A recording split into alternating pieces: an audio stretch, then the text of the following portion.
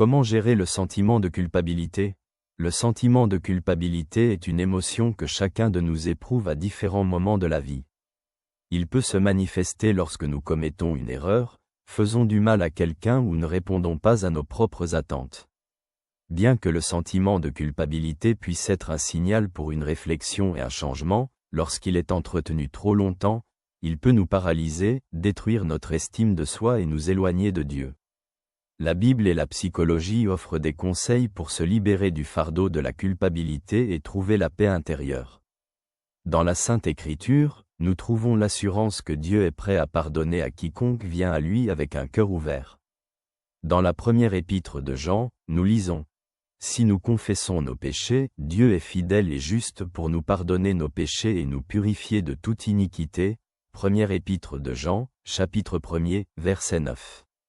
Le pardon de Dieu est le début de la guérison et de la libération du sentiment de culpabilité.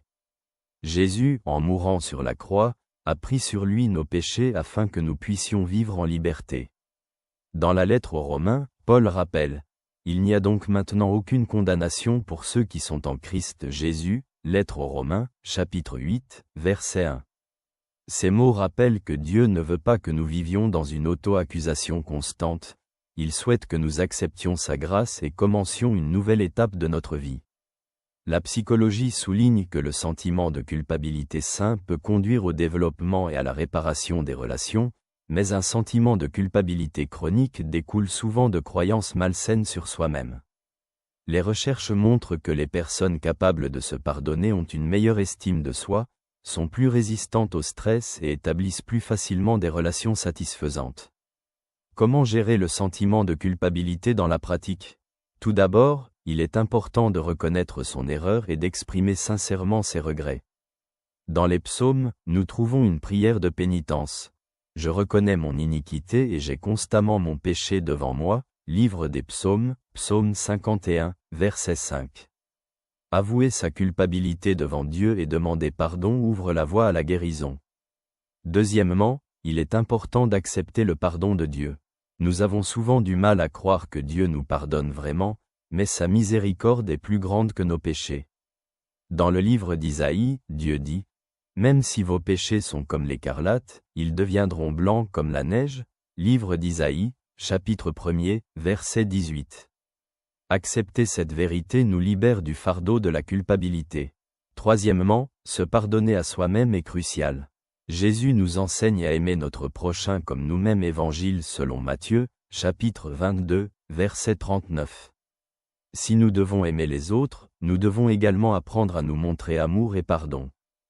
Quatrièmement, il est utile de réparer les torts causés, si possible. Dans l'Évangile selon Luc, Zachée dit à Jésus: Seigneur, je donne aux pauvres la moitié de mes biens, et si j'ai fait du tort à quelqu'un, je rends le quadruple. Évangile selon Luc, chapitre 19, verset 8. Être prêt à corriger ses erreurs montre un véritable regret et le désir de changer. Cinquièmement, il est essentiel de vivre dans le présent et de ne pas revenir au passé. Paul écrit: Oubliant ce qui est derrière moi et tendant vers ce qui est devant moi, je cours vers le but. Lettre aux Philippiens, chapitre 3, versets 13 et 14. Se concentrer sur l'avenir permet de construire une vie nouvelle et meilleure. Le sentiment de culpabilité ne doit pas être un fardeau qui nous paralyse. Dans l'amour et le pardon de Dieu, nous trouvons la force de nous libérer du passé et de commencer un nouveau chapitre. Comme le dit Jésus: Venez à moi, vous tous qui êtes fatigués et chargés, et je vous donnerai du repos. Évangile selon Matthieu, chapitre 11, verset 28. En acceptant son invitation, nous pouvons trouver la paix, la liberté et la joie qui nous permettront de vivre pleinement. Je te salue chaleureusement, ton ami. Avec Dieu,